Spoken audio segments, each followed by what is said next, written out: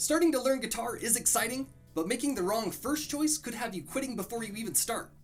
Acoustic? Electric? Which one's right for you? I worked at a guitar store for about 5 years, and this was the number one question that came up with beginners. And after teaching guitar to hundreds of people over the last decade, I've realized that the wrong choice could leave you extra frustrated, or worse, cause you to quit before it really gets fun. But don't worry, I've got you covered.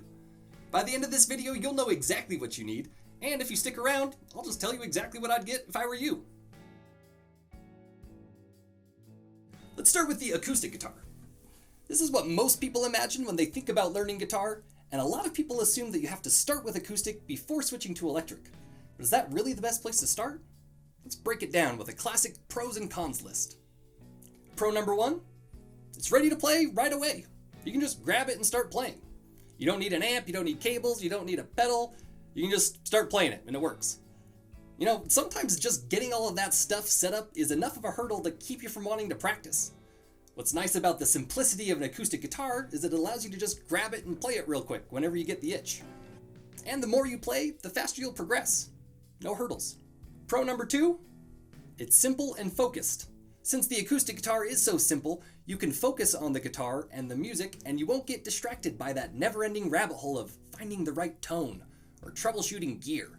And some people get so excited by the whole researching and buying gear part that they kind of forget the whole learning to play part. But as long as they're happy, I don't judge. Pro number 3, they're super portable.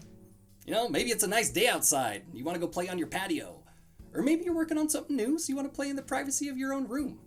Or maybe you want to bring it with you to a party, so you can be that person. It's easy on an acoustic. Anyway, here's Wonderwall. Now, while acoustics are very straightforward and portable, there are a few challenges you should know before jumping in. Con number 1. Acoustics have thicker strings and higher action. Action is the term we use for the distance between the strings and the fretboard, and you want it to be as small as possible. So since acoustic guitars have higher action and thicker strings, it's going to require more effort to get a clean sounding note. So if you start with an acoustic, expect buzzy notes and sore fingertips until you can build up your strength and calluses. Con number 2. They're bulky and harder to hold. They're not necessarily for all body types. I've seen a lot of people complain that they feel really big and it's hard to get their arm around it. And I've definitely seen that play out firsthand with smaller students. Con number 3. You're limited to this one classic sound. It's nice, but if you want a variety, you're going to need something else. Alright, now let's talk about electric guitars. Sure, there are a lot more bells and whistles happening on this thing. That might be intimidating. But here's what makes them a great option for beginners. Pro number 1, variety. There's like infinite possibilities for changing the way this thing sounds. And that kind of novelty goes a long way, especially in the beginning. Like if you're trying to learn a riff, you're going to have to play it 20, 30 times a day, and that can get really repetitive. So once you start getting bored, flip a switch, twist a knob, and bam! It's like a whole new sound and a whole new song. That kind of variety keeps your practice sessions fun and fresh. Pro number 2, they're easier to play. Electric guitar strings are about 20% thinner than acoustic guitar strings, and the action on an electric guitar is about 25% lower than on an acoustic guitar. This means less strain on your fingers, and it's a lot easier to get those slides, the hammer-ons, pull-offs, and those sick bends. Pro number 3, they're actually quieter. Yeah, go figure. This one might be kind of weird because you probably imagine people plugging their ears when they hear somebody shredding on an electric guitar. That's only if they turn their amp all the way up. Amps actually give you more control over the volume you play at, and most even have a headphone jack built in. So it's perfect for those late night practice sessions, or if you're too embarrassed to play within earshot of somebody. Electric guitars offer tons of variety and playability, but let's talk about the trade-offs you'll face with this option. Con number 1, electricity.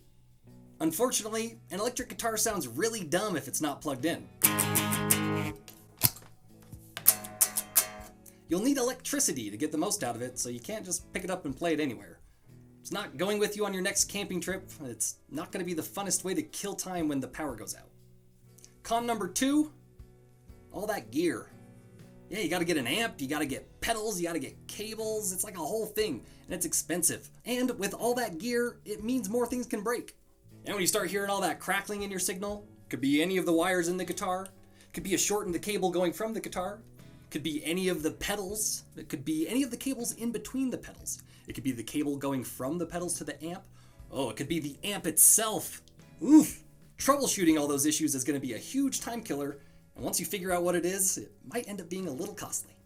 And con number 3, the research. You really need to know your gear.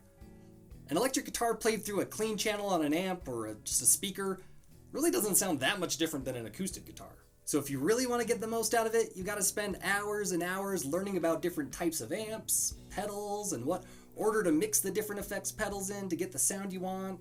Then you have to buy it all. I mean, like I said, some people get really into that, so this might not be a huge con. But if you're already feeling overwhelmed by how much you have to learn and do in order to get good at playing the guitar, adding countless hours of technical research on top of that might not be appealing for some people.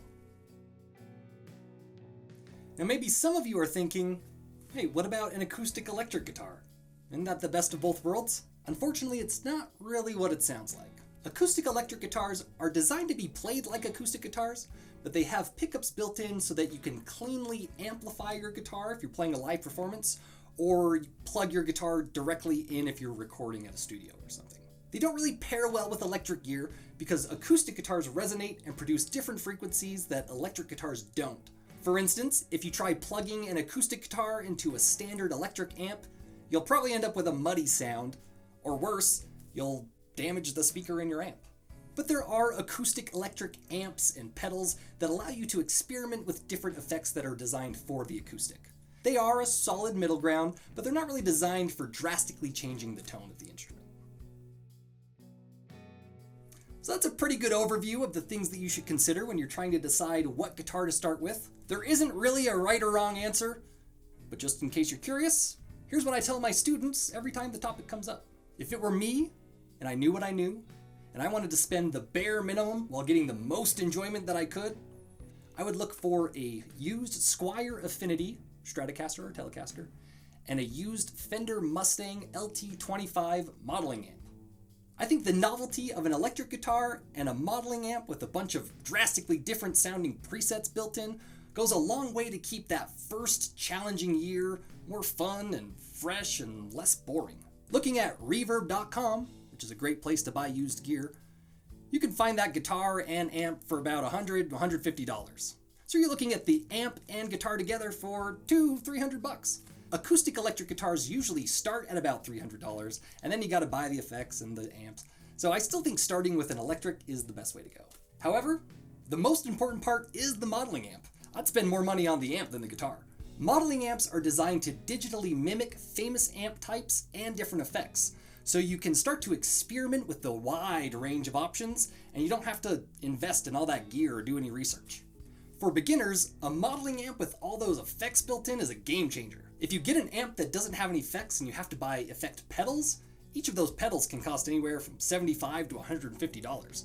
So if you want to explore and experiment with different types of electric guitar effects, then a modeling amp is the best way to start. I use the Fender LT25 in my personal lessons, so I've gotten very familiar with how it works, and you got a lot of bang for your buck. It's extremely affordable, and it lets you experiment with 20 different types of amps and 28 different types of effects pedals, resulting in over 23,000 different combinations of sounds.